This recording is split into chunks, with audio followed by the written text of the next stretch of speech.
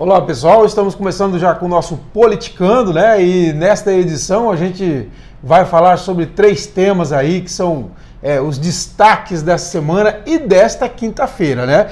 A questão da briga da Cíntia com a Câmara, que pegou a semana inteira e teve mais um capítulo nesta quinta-feira. Vamos falar também sobre a questão da despedida do Siqueira, que deixou o Senado, e por fim a questão do PTB aí, que deixou o grupo do Ronaldo Dimas e foi para o grupo do presidente da Assembleia. Na verdade foi para o grupo do governo, né? Foi para o presidente da Assembleia, Antônio Andrade, que assumiu nessa quarta-feira em Brasília a presidência regional. Vamos falar o que de repente pode significar isso. Bom, começando pela briga da Câmara, na Câmara com o Legislativo.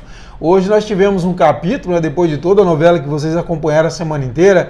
Começou lá na quinta-feira da semana passada com a Cíntia criticando o fato da Câmara não ter votado as 2 medidas provisórias, uma delas tratando aí da criação da Secretaria da Regularização Fundiária, e depois aí os vereadores vêm reagindo no final de semana, e na terça-feira teve vários discursos, Milton Neves, Rogério Freitas, Lúcio Campelo, Thiago Andrino, vários discursos aí com críticas à prefeita e pela forma como ela se referiu aos vereadores, culpando os vereadores, falando de antecipação da eleição, falando também de que havia interesses pessoais aí se sobrepondo, etc.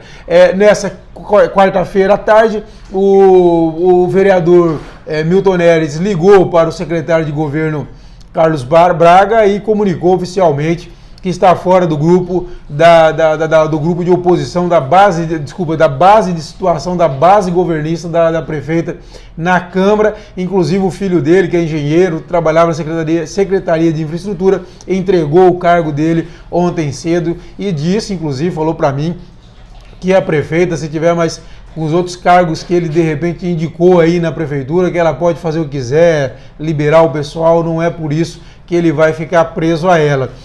A princípio, a conversa que eu tive rapidamente com alguns vereadores, a princípio o Milton não ficaria na oposição à Cíntia, mas sim numa situação de independência. Vamos estar acompanhando para ver se realmente é isso. O Milton é um vereador muito influente junto a mesa diretora da Câmara, junto aos colegas. Por exemplo, o Rogério Freitas é muito próximo a ele, acompanha ele já há muitos anos.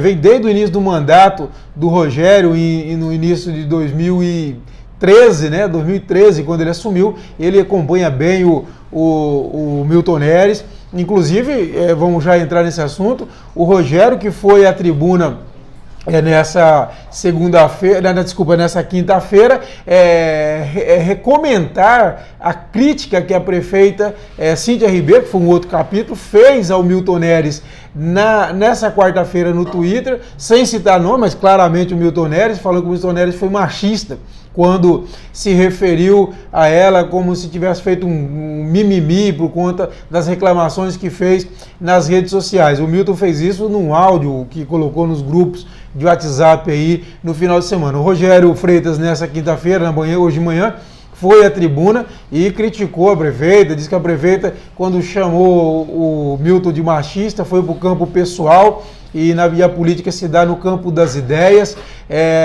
Disse que ele se identificou como um integrante da base da prefeita, mas disse que não concorda com essa forma e mandou um recado. Ela disse que a Câmara não vai se calar e falou algo tipo assim: olha, bateu lá, ponha cá, né? A matéria, inclusive o vídeo do discurso do vereador Rogério Freitas está aí na coluna do CT. Acesse lá, né, e você vai ler a matéria, as notinhas e também assistir a íntegra do discurso muito duro até que o Rogério Freitas fez à prefeita. Agora, depois eu conversei com o WhatsApp, até por WhatsApp com ele, eu vou fazer até uma nota nessa tarde, e ele já falou assim: não estou indo para a oposição, acredita que o Milton também não vá para a oposição à Cíntia, simplesmente ele defende, foi uma defesa da Câmara, a Câmara se defendendo.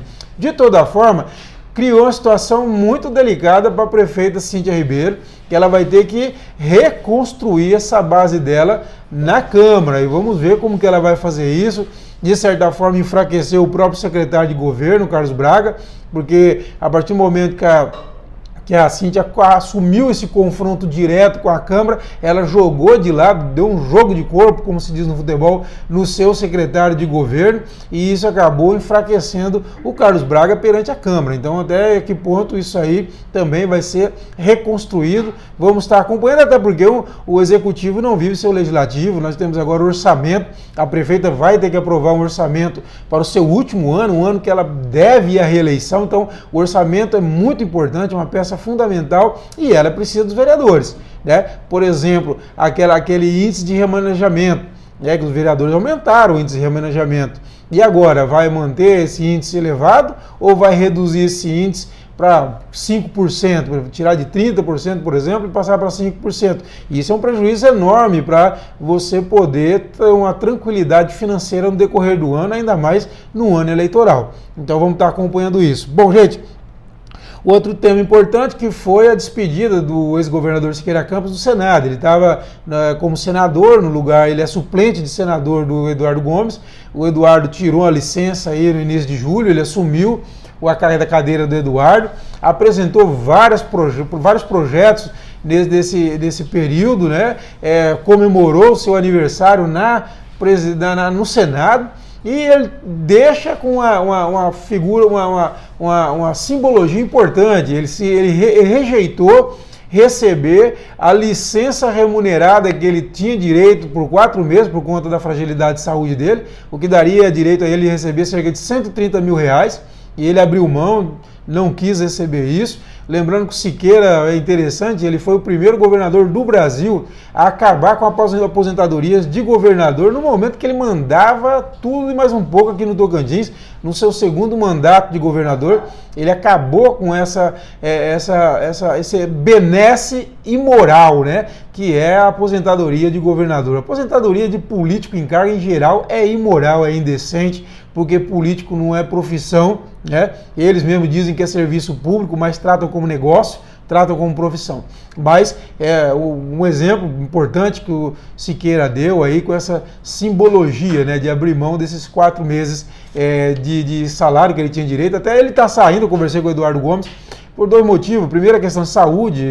O Senado exige muito, a pessoa tem que ir lá toda semana, e ele, na situação de saúde, segundo me disse, o Siqueira anda com 2 enfermeiras e um médico acompanhando ele direto. Então, como que ele vai ficar indo e voltando? Então, é uma situação bastante complicada. De outro lado, o Gomes tem várias missões aí para esse segundo semestre. Ele é um dos relatores do orçamento da União. Ele também tem um projeto aí, de lei, que vai garantir 3 bilhões e 800 mil reais para os estados brasileiros, e ele deve ser relator dessa matéria. Então tem várias missões, ele precisa estar no Senado. Esses foram os motivos aí da volta do Eduardo. O Eduardo me disse que, na verdade, já estava conversado, já estava previsto que ele voltaria agora em meados de agosto para o mandato.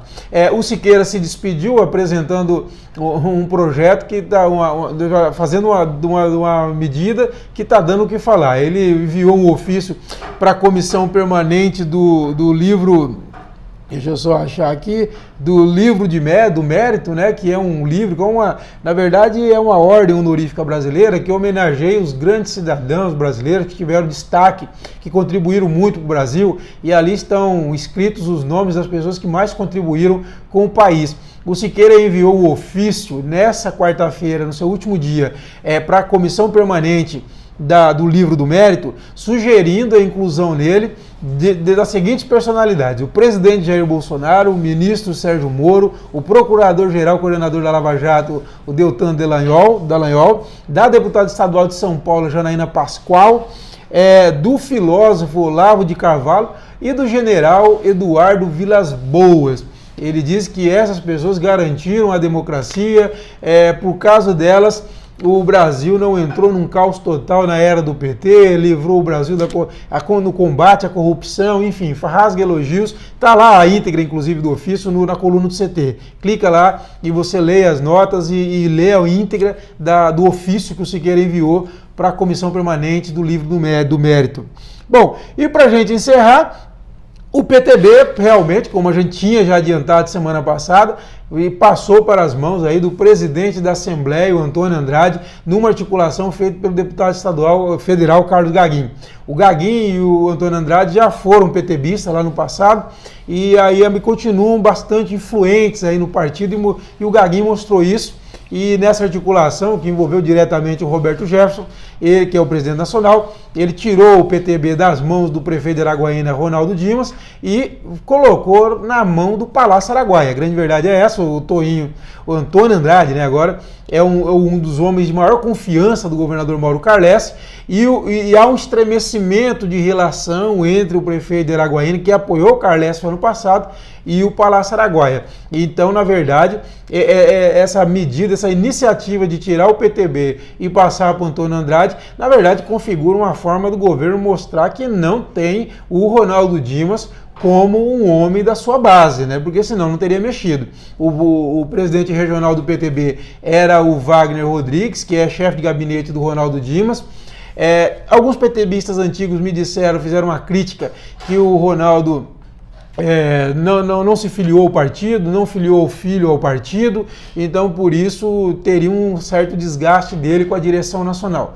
De toda forma, o Wagner Rodrigues emitiu uma nota comentando o assunto, em que ele diz que foi feito um acordo com o próprio Roberto Jefferson, com a participação do secretário nacional, e que esse acordo foi finalizado sem comunicado ou conversa prévia. Então mostra aí uma chateação, não é por menos. Agora, a grande mensagem que fica por conta dessa mudança de mãos do PTB, para mim é essa, que o governo Carles excluiu o Ronaldo Dimas da sua base, né? Tirou o partido, em tese, de um companheiro, que seria o Ronaldo Dimas, e passou para outro companheiro. Então, quer dizer que o Ronaldo Dimas não é o companheiro, né, que realmente, às vezes, a política pensa que é. Na verdade, há um estremecimento do Carles com o Dimas, que vem já desde o processo eleitoral, se agravou depois dele, e assim, não é uma boa relação. Lembra que recentemente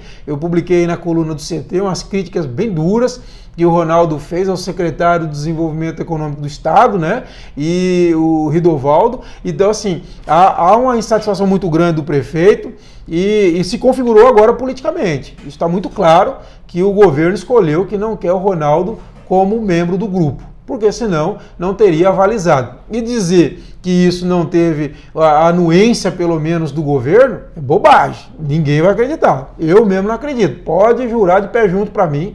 Eu não acredito que o Palácio Araguaia não se envolveu nessa história. Tem que ter, sim, um envolvimento. E, logicamente, quem capitaneou isso foi o Carlos Gaguin, isso nos bastidores é bem conhecido, mas não faria isso sem uma conversa prévia com o Carles. Inclusive, o Gaguin e o Carles conversam muito, estão juntos. Veja essa situação do DEM, por exemplo, que os dois atuam junto, né, nessa questão do DEM. O Gaguin e o Carles de um lado e a Dorinha do outro. Pessoal, esse foi, então, o nosso Politicando de hoje. Um abraço a todos e até a próxima.